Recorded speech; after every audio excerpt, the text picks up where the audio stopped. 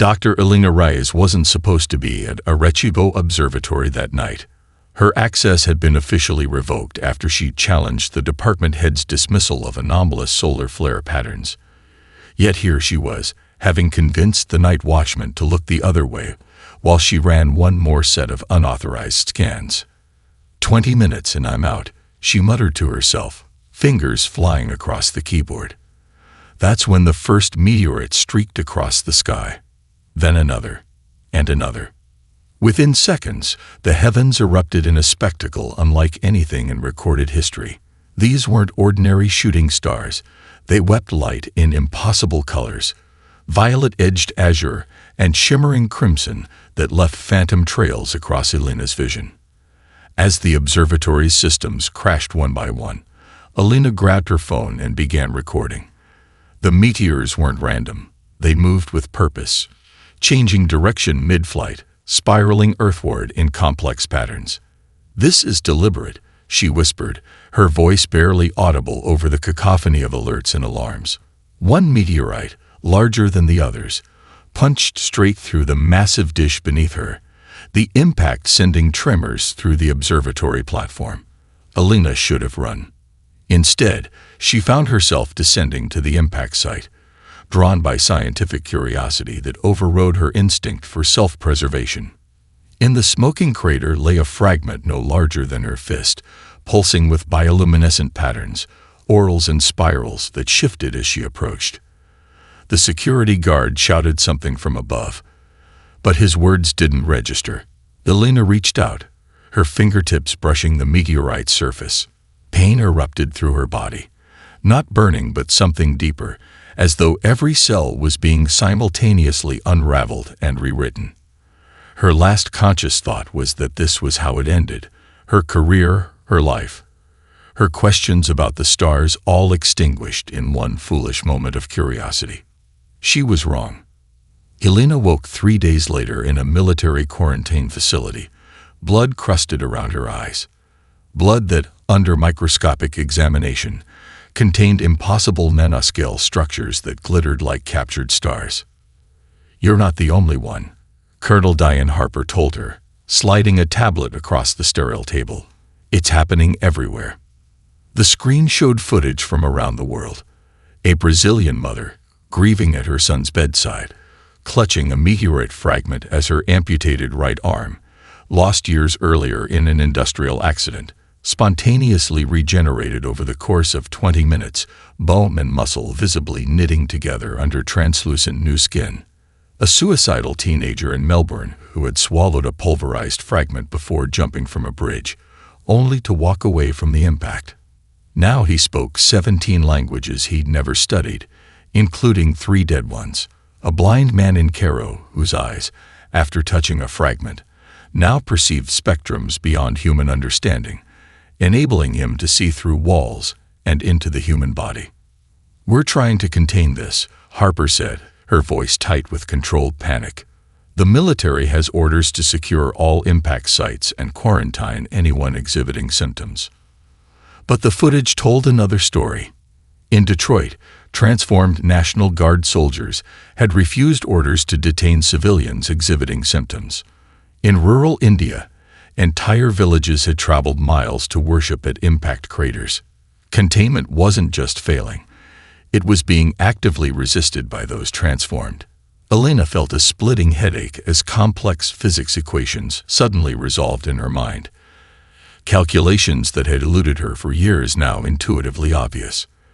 "They're not random," she said, the realization dawning with terrible clarity. "The impacts, the transformations, they're following a pattern." "What pattern?" Harper demanded. Elena's hands shook as she pulled up a global map of impact sites, suddenly seeing connections invisible to others. "Whatever's happening to us, it's not chaotic. It's accelerating, adapting, and it's anticipating our responses. Like something designed it," Harper whispered. "No," Elena said, as a drop of glittering blood fell from her nose onto the map. "Like something is still designing it, and using us to finish the job." The CDC quarantine zone had once been a community college. Now it was a fortress of hastily erected barriers and military checkpoints, Alina watched the patrol patterns for 3 nights before making her move.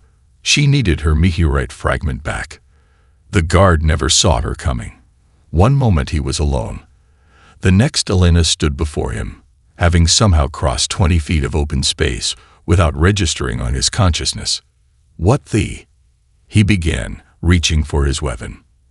"I was always here," Alina said calmly, not understanding how she knew these words would work.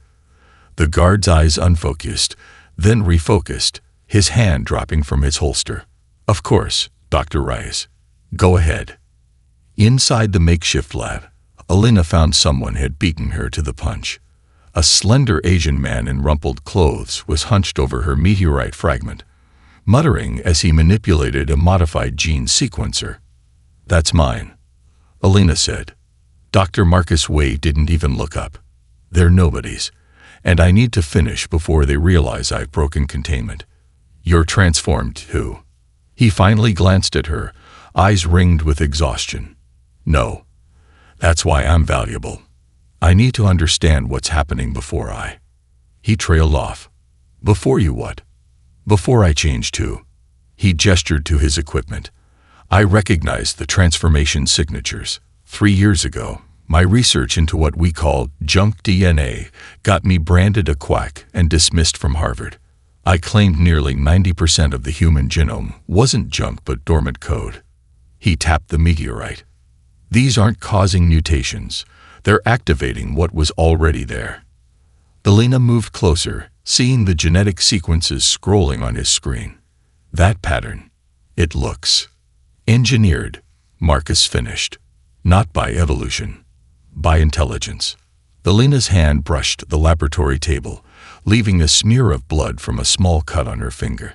The blood crystallized instantly, glittering with microscopic structures that spread across Marcus's equipment.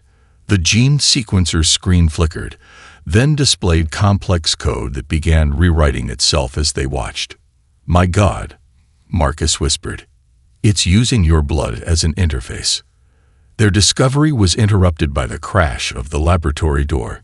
Colonel Harper entered, flanked by soldiers, weapons drawn.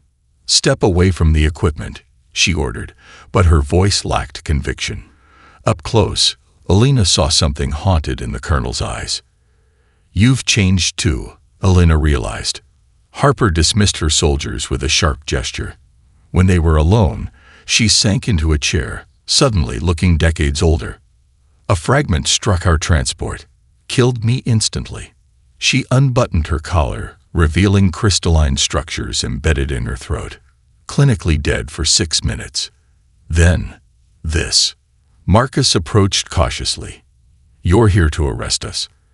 "I'm here to take you somewhere safer." Harper's laugh was hollow. "The government has repurposed a nuclear bunker in Colorado. We're gathering people like you there." "Why?" "Because some of them are developing troubling abilities." The facility Harper brought them to house 200 transformed individuals. Most seemed normal, except for the crystalline growth patterns visible beneath their skin. But some demonstrated abilities that defied explanation. A 6-year-old girl sat in a playroom, meticulously arranging blocks into complex geometric patterns. As Alina watched, the child looked up at her with ancient eyes. "Another one will fall here," she said, pointing to her creation. "Tomorrow, 3:17 p.m. "She's predicted 3 strikes so far," Harper said quietly. "All correct to the minute." That night, Alina's dreams intensified beyond anything she'd experienced. She witnessed luminous beings performing intricate operations on early hominids, modifying their genetic structure while Earth burned around them. The beings worked with desperate urgency, as though racing against extinction. Alina woke screaming, only to find 5 other detainees had collapsed simultaneously, experiencing identical visions. Marcus burst into her room, face ashen. "I found something. The activation. It's not contained to direct meteorite contact anymore.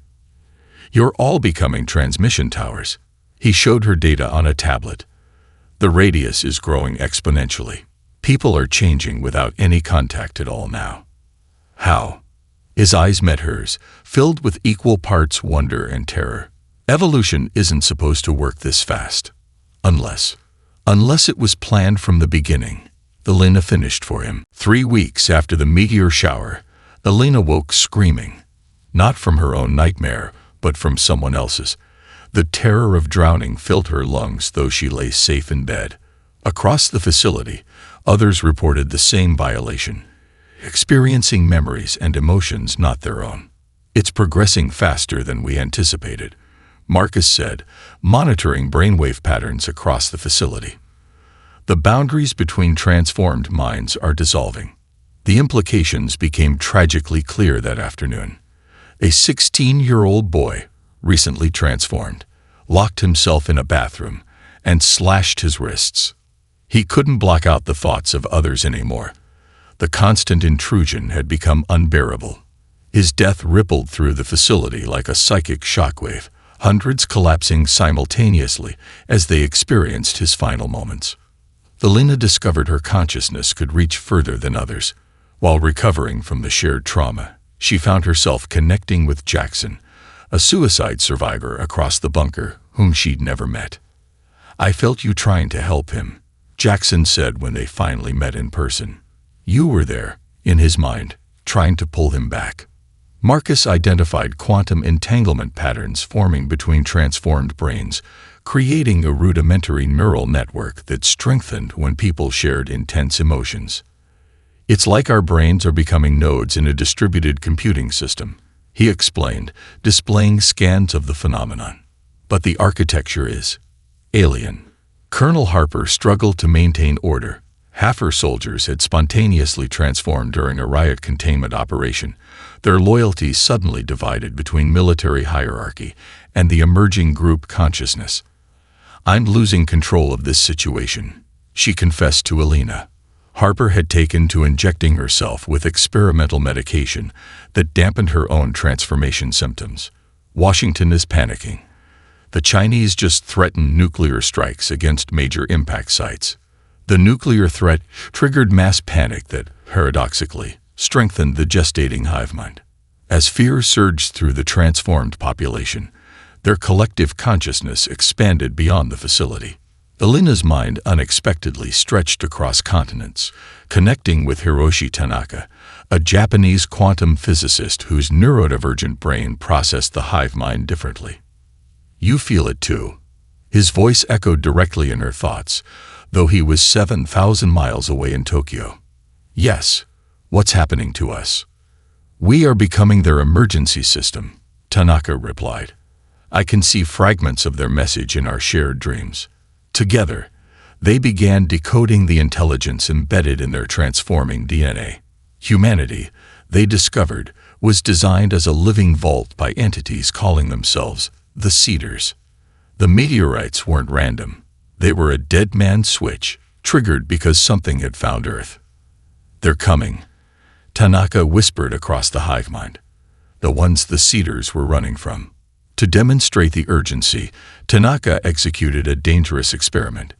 He deliberately triggered a synchronization event, a cascading neural feedback loop that temporarily boosted their collective consciousness.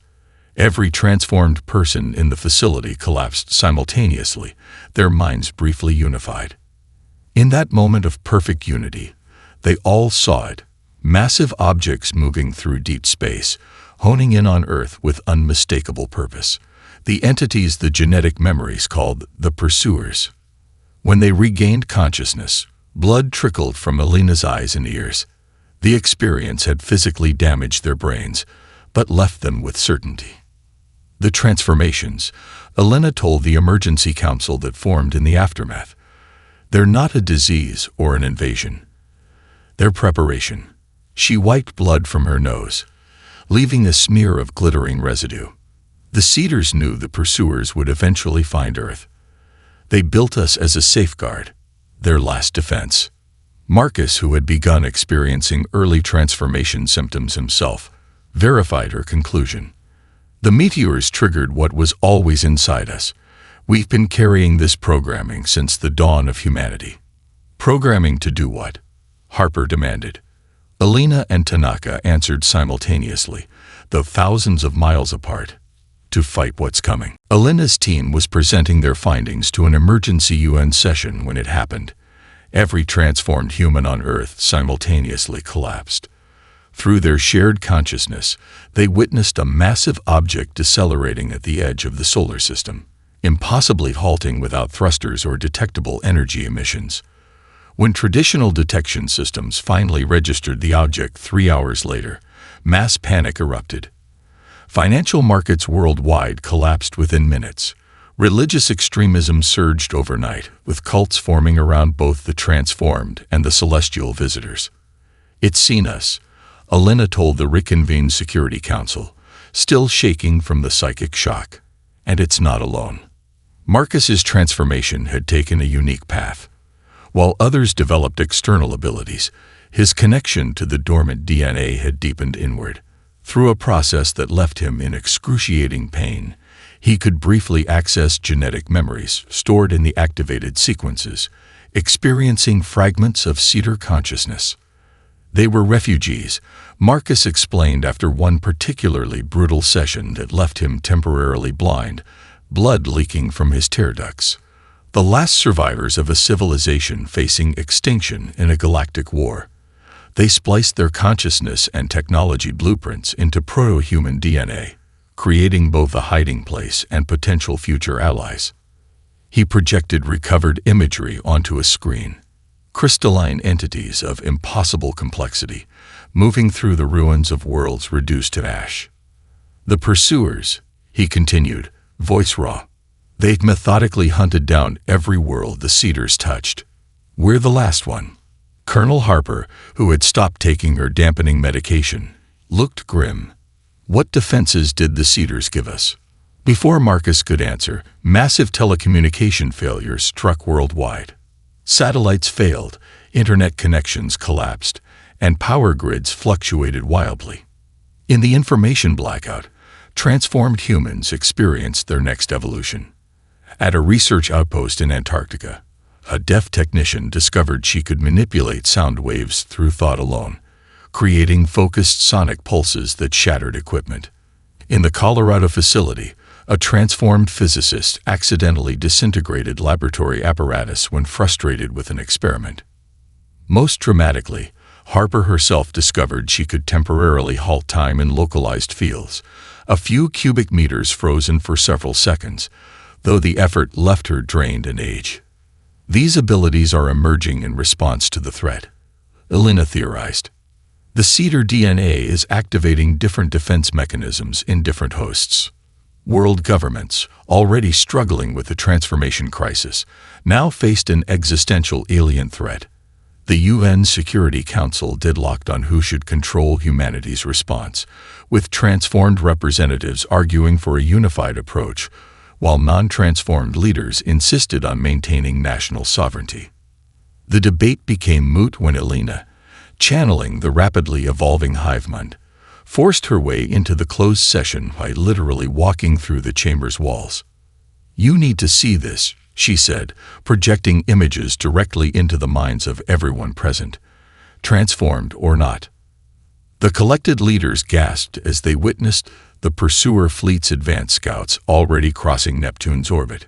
"Traditional weapons won't even slow them down," Alina continued, shifting the projection to show a pursuer probe disintegrating a Chinese interceptor missile without visible energy expenditure.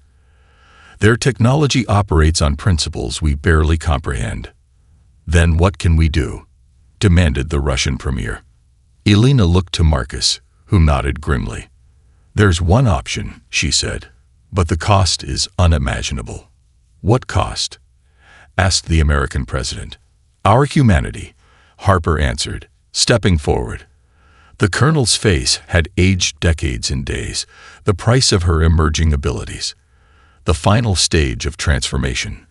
The Cedars left weapons inside us, but accessing them requires. She hesitated. "Requires what?" pressed the Secretary General. "Becoming something other than human," Alina finished. "Permanently." The pursuers bypassed Mars entirely, shattering scientific predictions by phasing their massive vessels directly into Earth orbit. They appeared simultaneously over 7 major cities without passing through intervening space: Beijing, New York, Cairo, Sydney, Moscow, Rio de Janeiro, and London. Transformed humans collapsed worldwide, overwhelmed by the psychic malevolence radiating from the ships. The crystalline vessels hung motionless, defying gravity and logic, each one a fractal structure that hurt the eyes to examine directly.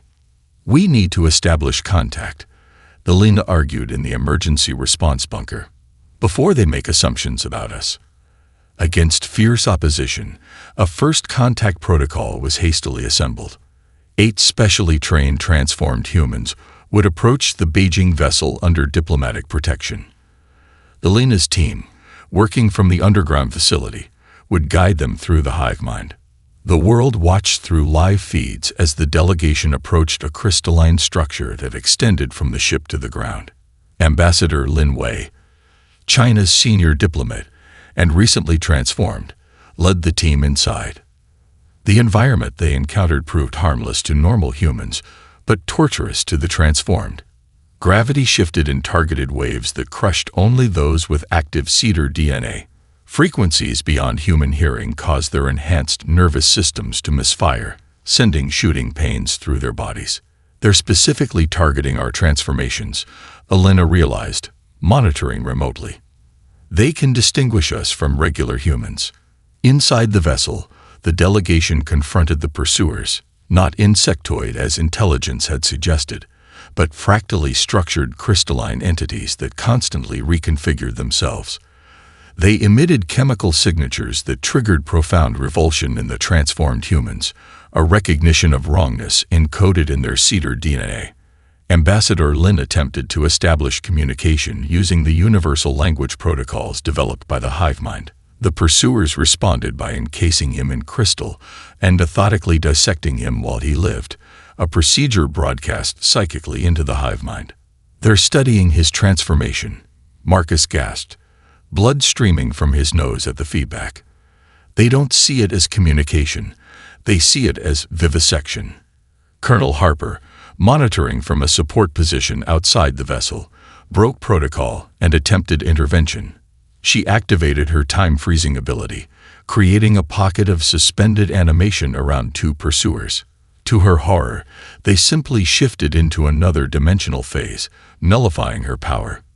Elena, watching the slaughter through the hive mind, made a desperate gamble. She channeled the entire Earth hive mind through herself, creating a psychic surge that momentarily united every transformed human on the planet. In that moment of perfect unity, Harper manifested an unexpected ability, generating a localized dimensional pocket that extracted the surviving delegates from the ship. As they fled, one delegate's mind remained partially connected to the pursuer communication network. Marcus, decoding the intercepted signals, made a terrifying discovery. "These aren't their warriors," he told the emergency council. "These are their archaeologists, cataloging cedar remnants before the actual invasion force arrives." Through the hive mind, Elena accessed the dying thoughts of Ambassador Lin, still conscious though physically destroyed. His final vision revealed the true scale of the threat. The pursuers had already established weapon platforms disguised as asteroids throughout the solar system.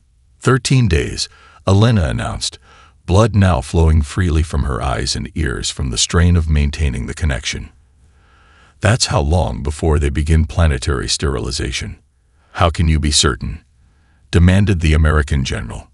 "Because they want us to know," Colonel Harper replied, her face now lined with new wrinkles that hadn't been there hours before, the cost of her dimensional manipulation. "This is a courtesy notice before extermination. They've done this hundreds of times before."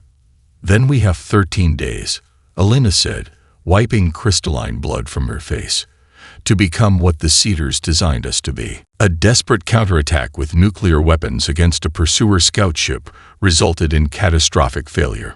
The warhead simply ceased to exist upon approach, converted to base particles without even a flash of light. "Conventional weapons are useless," Harper reported to the Emergency Council. "We need to embrace what we're becoming." In underground bunkers worldwide, Transformed humans experimented with their evolving abilities. Working in hive mind concert, physicists at the Colorado facility managed to temporarily levitate a 30-ton tank, but suffered cerebral hemorrhaging from the effort. "We're not ready," Elena admitted. "Our bodies can't channel these energies safely yet." Marcus, recovering from another session accessing genetic memories, made a crucial discovery. Hidden in specific chromosomal sequences were what appeared to be operation manuals, instructions for weapons beyond human comprehension. Direct attempts to read this information caused immediate seizures, but Tanaka developed a neural interface that could translate it safely. "The seeders left us everything," Tanaka explained through the hive mind. "But accessing it requires complete transformation. We need to finish what the meteorite started." Elena underwent accelerated evolution first. Her body temperature rose to fatal levels as her cells restructured. For 72 hours, she existed in a crystalline cocoon that deflected all scanning attempts. The facility's staff watched in silent dread, uncertain if she was evolving or dying. Meanwhile, pursuer harvesting parties began abducting civilians for examination, neutralizing military resistance with ease.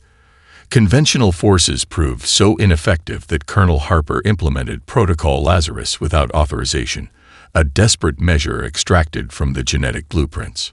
"The final transformation requires a complete neural reset," she explained to volunteers. "The process is fatal. Technically, you must die before your transformed DNA can access its final form." The procedure had an 87% fatality rate. The few survivors manifested godlike abilities that quickly degraded their humanity.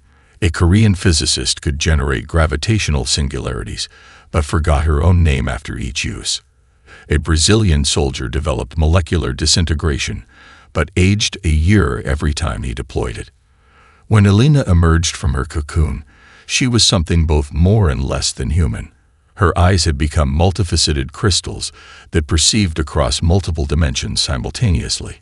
Her consciousness existed partly outside conventional space-time, allowing her to glimpse future probabilities.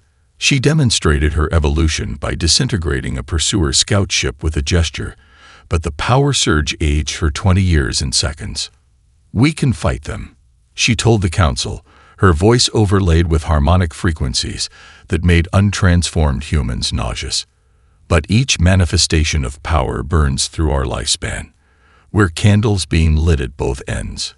The survivors of Protocol Lazarus, with Elena's guidance, formed humanity's last defense, each activation of their abilities burning away pieces of their humanity and years of their lives. World governments, faced with extinction, began processing thousands of transformed volunteers through Protocol Lazarus, knowing each activation was effectively suicide in slow motion. "We're asking people to sacrifice everything," Marcus said, watching another batch of volunteers enter the transformation chambers. His own transformation had stabilized, leaving him as a bridge between humanity and the evolving posthumans. "Not everything," Elena replied, her voice distant as her consciousness stretched across continents. "Just themselves." Harper, now resembling a woman in her 70s, though chronologically only 36, reviewed the strategic deployment of their vessels, the term they'd adopted for fully transformed humans. "We have 87 active vessels," she reported, each capable of destroying a pursuer scout. "But their main fleet—" Elena placed a hand on Harper's shoulder, crystalline structures briefly interfacing. "The main fleet arrives tomorrow. We'll need to be ready to deploy our final option." "And what's that?" Harper asked. Elena's multifaceted eyes reflected multiple realities simultaneously. "The main pursuer fleet arrived at dawn, thousands of crystalline ships forming a geometric pattern that blocked 30% of sunlight, casting an artificial twilight across the planet. They deployed planet crackers that began drilling through Earth's crust to reach the mantle. They're not here to occupy, Marcus explained through the hive mind. This is an extinction event. They want to sterilize the planet down to its core. Humanity's transformed defenders, now termed vessels, engaged despite knowing each manifestation of power accelerated their cellular degeneration. A Russian vessel named Dmitry created a gravity lens that imploded 3 pursuer ships, but aged into dust before their remains struck the atmosphere. In Shanghai, 16-year-old Lin Mai phase shifted the city's 20 million inhabitants into temporary quantum sanctuary when a city-killer weapon targeted them, but her body calcified permanently into a crystal statue in the process. Elena, now skeletal and translucent, coordinated the worldwide defense from inside the hive mind itself, having sacrificed her physical autonomy to fully interface with humanity's collective consciousness. Her body, sustained in a regeneration chamber, served merely as an anchor for a consciousness that stretched across continents. "We're losing too many vessels too quickly," she communicated to the Defense Council. "We need to strike directly at their command structure." Colonel Harper, now resembling a woman in her 90s, volunteered to lead the desperate mission. "My time is almost up anyway," she said, the effort of speaking visibly draining her. "Might as well make it count." She assembled a strike team of 15 elite vessels, each having mastered a different aspect of the Cedar legacy. Their mission: infiltrate the Pursuer command ship after discovering that Pursuer biology had one critical weakness. Their crystalline forms couldn't adapt to dimensional phase shifting as rapidly as human biology. "They evolved toward perfect stasis," Marcus explained. "We evolved toward constant adaptation. It's our only advantage." The suicide mission launched from the Himalayas, the vessels creating a dimensional tunnel that bypassed the Pursuer defenses. Inside the vast living ship, they encountered cascading defensive systems, molecular disruptors, temporal loops, and gravity traps that claimed vessels one by one. Through the hive mind, Elena monitored their progress, feeling each death as a light extinguished from the collective consciousness. Harper's team fought their way toward the central chamber, their abilities diminishing with each expenditure of energy. Instead of a hive queen as intelligence had suggested, they discovered a vast computational entity, a repository consciousness directing the Pursuer fleet. The structure resembled a living crystal lattice extending throughout the ship, pulsing with alien intelligence. Elena, monitoring remotely through Harper's consciousness, recognized familiar patterns in the entity's structure. "Wait," she communicated. "I've seen this architecture before, in the Cedar memories." In a moment of horrified clarity, she comprehended the true nature of the cosmic war. The Pursuers and Cedars evolved from the same ancient species that fractured along ideological lines millions of years earlier. The Cedars believed in biological evolution and cosmic symbiosis, while the Pursuers pursued immortality through perfect crystalline stasis. In the command chamber, Harper watched her team members sacrifice themselves one by one to clear a path to the repository. The Brazilian vessel detonated his own molecular structure to disable a defense grid. The Japanese twins merged their consciousnesses with the security system, allowing the others to pass while their bodies dissolved into quantum particles. As the last defender fell, Harper, now terminal from power manifestation, reached the Pursuer consciousness. Her ancient body barely able to stand, she placed her withered hand against the crystal lattice. "Now, Elena," she whispered. Through this connection, Elena established a bridge between the Pursuer repository and the human hive mind. Using Harper as a conduit, she transmitted a devastating revelation. Humanity's DNA contained not just Cedar knowledge, but the original genetic template of the common ancestor species that both Pursuers and Cedars had evolved from. "We are what you once were," Elena projected through the connection, "before you forgot how to change." With Harper's sacrifice completing the neural bridge, Elena initiated humanity's final gambit. Through the hive mind, she sent a single command: unity. Every remaining vessel worldwide simultaneously activated their abilities at full capacity, a suicidal synchronized effort that created a momentary dimensional pocket encompassing Earth and the Pursuer fleet. In this timeless space, where conventional physics yielded to quantum reality, Elena transmitted the complete genetic memory archive, stored in human DNA directly into the pursuer repository consciousness. The effect was catastrophic. The pursuers experienced for the first time the unfiltered perspective of their ancient schism, not as they had recorded it in their perfect crystalline memory, but as their common ancestors and the Cedars had lived it.